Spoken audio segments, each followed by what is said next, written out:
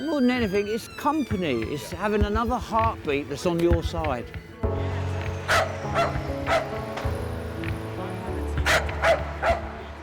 People laugh at me, like I say she's like my daughter.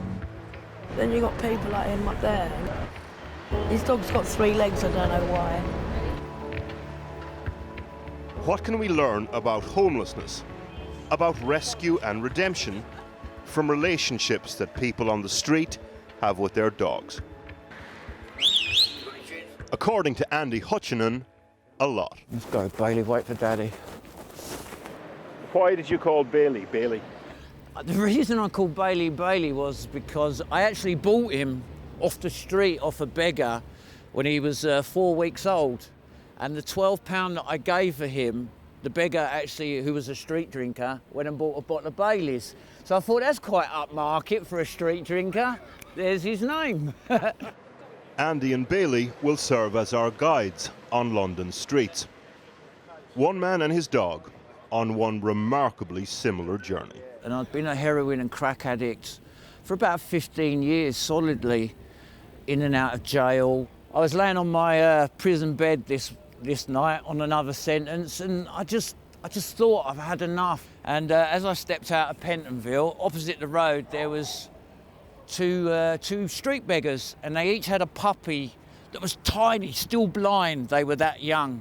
So I give them £12 for him. I took him to the vet the next day, and the vet reckons he was 4 weeks old, and they'd doped him up with Valium so he wouldn't cry for his mum. So I've had him since then. I had to get him off the drugs. Weaned him. I've had him since, and I haven't touched the Class A drugs since. First up, a free outreach session by the charity Street Vet. Stay still. There you go. So he gets a little orange eye. Andy is concerned by a cloudy patch in Bailey's eye. It's not really binding to that cloudiness. By day, Sam Joseph works in a private practice. By night, along with more and more vets across the country, volunteers on the streets. Why do you do this? You know, you can tell from Andy and Bailey that their bond is incredibly strong between them.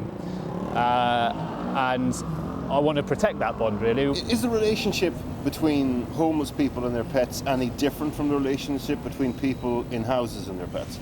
I think we see maybe a more complex relationship between homeless people and their dogs, and maybe a more intense and profound relationship.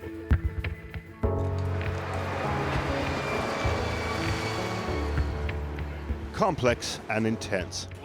Jade Statt, another street vet, will do the introductions. To be honest, they are in really good health. You know, I have to be honest, and you know, I'm not just saying that. Like, would you say some of the owners look after their dogs better than themselves? I think Ian would probably say that he probably does that. Yeah, probably, yeah. My dog's name is Stark, as in Game of Thrones. For Ian, his dog is a friend, yes, but also a working dog, an enabler of his homelessness, providing security and income. Most people, 99% of people that give me money is for the dog.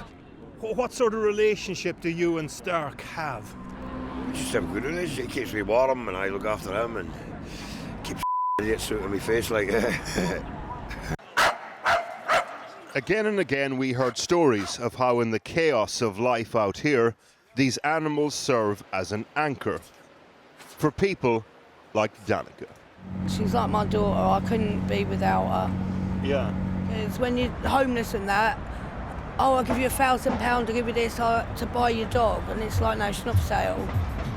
So you've had people offering you like serious cash for Sky? To take her, people that want to fight dogs, and they think I'm desperate for money, so... Well, you'd never sell her? No, and I don't think anybody would really. Less than 10% of hostels in the UK accommodate dogs, mainly because of health and safety. So some people will stay on the street rather than be separated from them.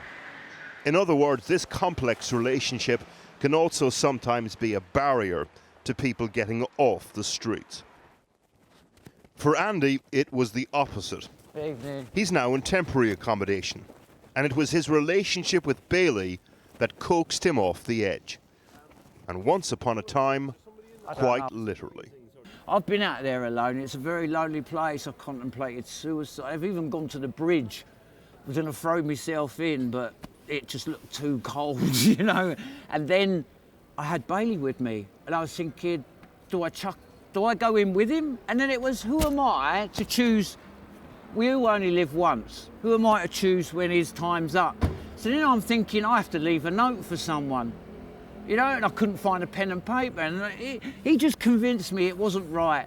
That was the lowest I've been. Yeah. And I ended up I sat there for a couple of hours, just staring at him, and he just convinced me. Because there is communication there. It may not be words, but it's there. And like Bailey said to me, what are you doing, you fool? You know, come on, let's get out of here. Let's go get somewhere warm. And he turned me around again. To say he's a lifesaver. Truly is.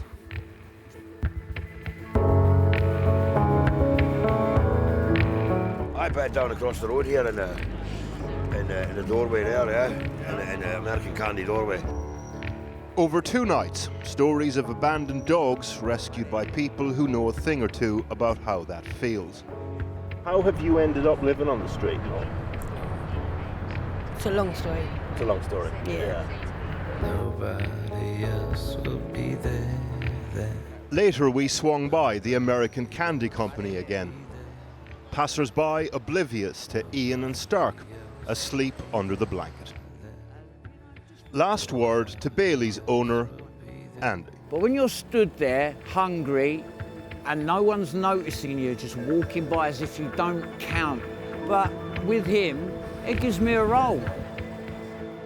It's having another heartbeat that's on your side.